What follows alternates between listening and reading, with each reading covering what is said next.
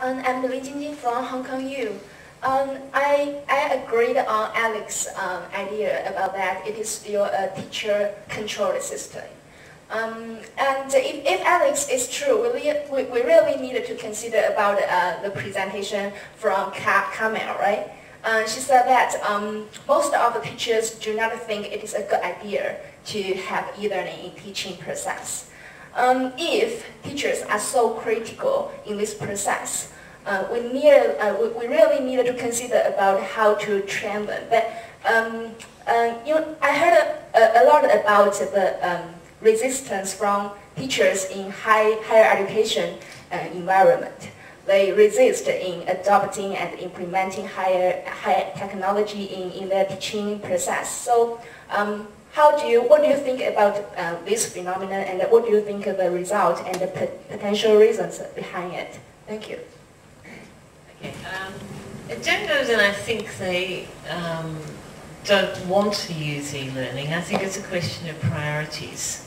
I think one of the reasons I really like working at Chinese U is that I think the teachers are actually dedicated teachers. It's just that there are conflicting priorities in terms of addressing research agendas and increasing expectations in that area.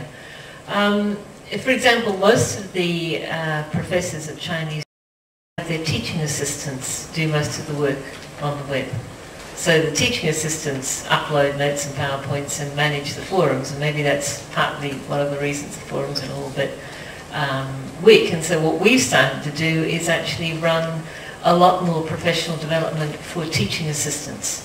And I think that probably is a good idea. I don't think it's training. I don't think it's sort of, you know, getting all the professors in and making them good with Blackboard and Moodle. I don't think that's the answer. It's just not going to work.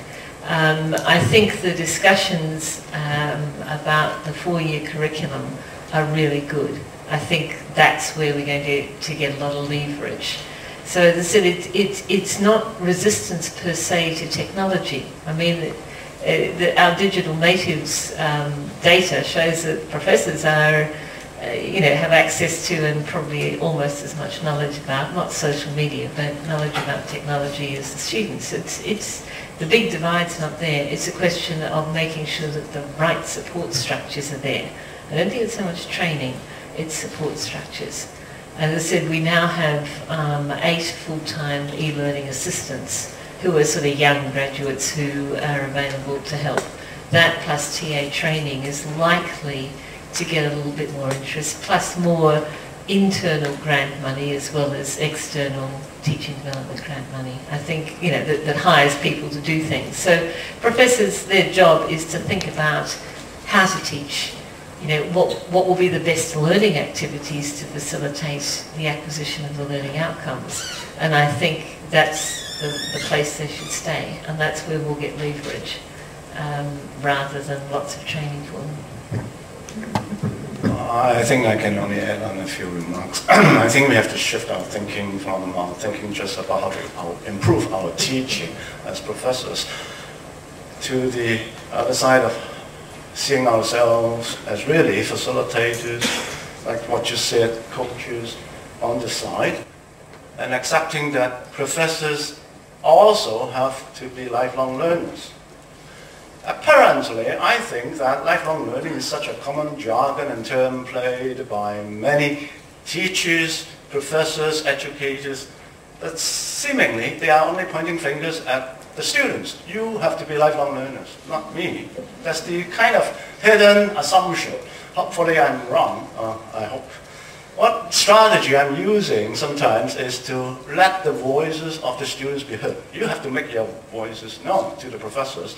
A kind of bottom-up demand, in a way, a hidden agenda in a way when I arrive at the Institute and hope to create automatically all the courses on the Blackboard versus the earlier so-called policy of having courses only created on demand, is that every course is now online and the students can then look into the different approaches by the different professors and lecturers, and they can voice out if they feel that it's a better channel of communication, request to have a forum or request to have some collaborative opportunities for the students to be created.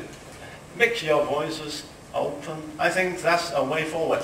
Sometimes we have a difficult choice to balance respect for individual teaching autonomy versus paving the way for the students a better learning environment. Sometimes I think we have to help the colleagues to recognize and really practice what they preach, really respecting the learning opportunities from the students' angle.